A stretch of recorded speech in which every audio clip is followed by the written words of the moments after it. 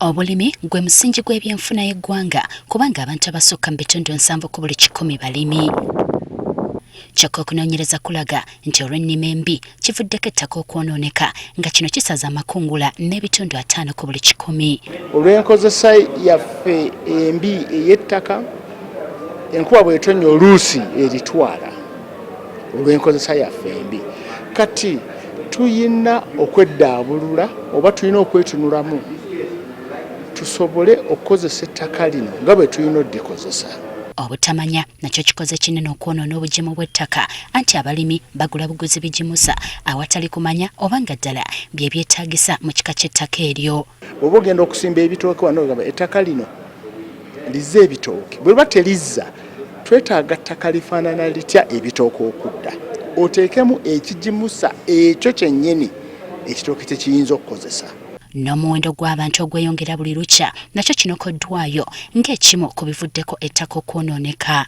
Tetukyayina kwefumiitiriza nti wano tulekewo wadde obujja kubanga ne bwe tunaalireka kye tuba tukoleddewo tekijja kukkiriza ttaka kweddaabulula.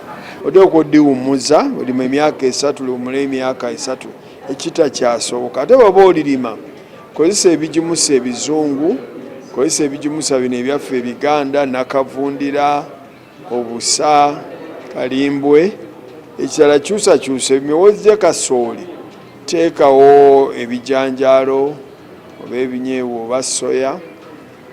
N'ekirala ekikulu ennyo laba nti ziyiza mukoka okulugusa ettaka. Kati gavumenti ng'eyita mu minisitule y'ebyobulimi yakutongoza enteekateeka mwegenda okusomeseza abalimi ebikwata ku ttaka ng'eyita mu kuzimba ebifo mwerikebererwa biyite soil laboratories. Ekigendererwa mu kino kwe kuwa omulimi amawulire gonna agakwata ku ttaka. Omulimi asobole okubeera nti asalawo ekyokukola nga amanyi.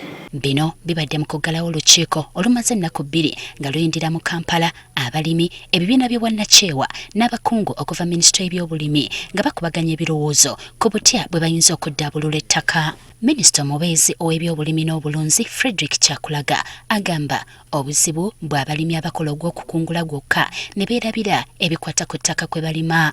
So tujja basomesa basobole okuba nti ojjamu nozaayo, oddamu nozaayo, osobola okuzaayo ekigimusa, osobola okuzaayo ebisaaniko nakavundira, bintu bingi ebisobola okuzaayo ekigimusa. Naye ogwo omulimu gwaffe. Mu mwaka gw'ebyensimbi 2022-2023 obulimi bwayingiza ebitundu 24 ku buli 100 mu ggwanika ly'eggwanga so nga ebitundu 35 ku buli 100 byatwalibwa bweru wa ggwanga. Waliwo essuubi nti singa abantu bategeera bulungi ebirime ebituufu ebirina okulimibwa mu kika ky'ettaka omuwendo guno gujja kweyongera. Justin Nakibule, Agafeeyo ku Spark TV.